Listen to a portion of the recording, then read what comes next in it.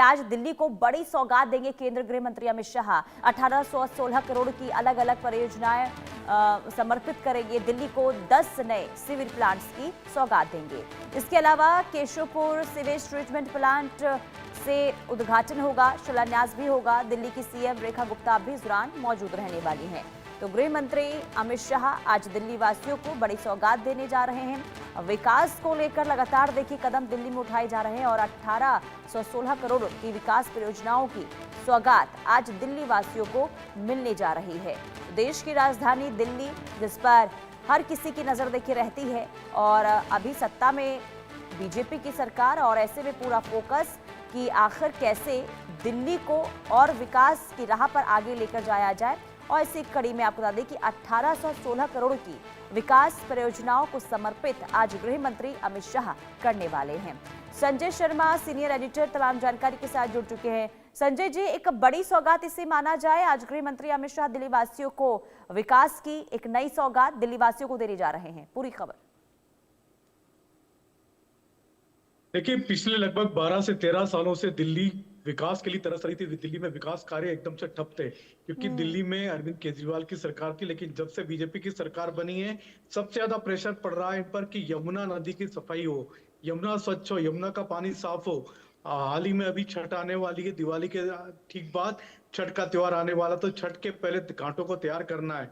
तो ये दिल्ली सरकार के लिए बड़ी चुनौती है। लेकिन उसके लिए सबसे बड़ी जो चुनौती है वो ये है कि दिल्ली की यमुना में जो सीवर का जो पानी जाता है उसको साफ करना। तो सीवेज प्लांट का अमित शाह, केंद्रीय गृह मंत्री अमित शाह शुभारंभ करेंगे।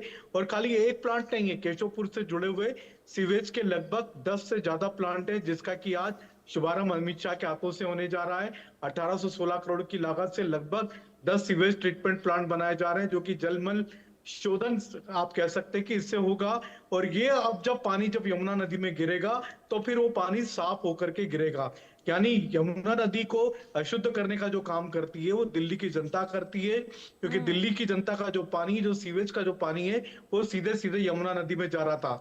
लेकिन अब उसको ट्रीटमेंट करके जब यमुना नदी में छोड़ा जाएगा तो फिर यमुना नदी का पानी भी शुद्ध रहेगा, साफ रहेगा। तो माना जाए संजय जी, जो विधानसभा चुनाव में वादा किया गया था, बहुत बड़ा मुद्दा था यमुना की सफाई, और इस कड़ी में ये बड़ा कदम इस वक्त सरकार का। बिल्कुल, ये बहुत बड़ा कदम है। ये यमुना नदी को स्वच्छ करने की दिशा में सबसे पहला जो कदम था वो यही था कि सीवेज प्लांटों की सफाई हो। उसके बाद में दूसरा कदम था कि यमुना नदी में पानी की सप्लाई बढ़ाई जाए।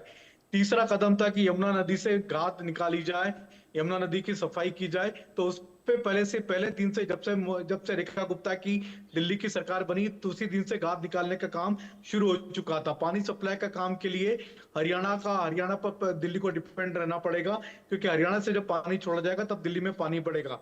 हाल ही में बारिश के दिनों में दिल्ली में पानी बढ़ा भी था यमुना नदी में। इस बार पानी बढ़ा, लेकिन इस बार हमने देखा कि कहीं पर भी पानी रुका नहीं था। तो पानी का बहता हुआ फ्लो बहुत जरूरी है किसी भी पानी की शुद्धता के लिए। और उसके बाद सबसे बड़ी जो बात आती है वो ये कि उसमें कोई गंदगी ना छोड़ी जाए, गंदगी ना डाली जाए, चाहे सीवेज की हो, चाहे फैक्ट्री की हो, किसी भी तरह की इंडस्ट्रियल पॉल्यूशन भी यमुना नदी में नहीं छोड़ा जाना चाहिए। तो ये सारी सावधानियां लेकर के चल रही है दिल्ली सरकार, प्रिकॉशन। लेकिन एक दिन में नहीं हो सकता, इसमें लंबा समय लगेगा, क्योंकि अभी तक हम देख रहे हैं लंबा समय लगा है, लेकिन यमुना नदी अभी तक वैसे की वैसी ही है।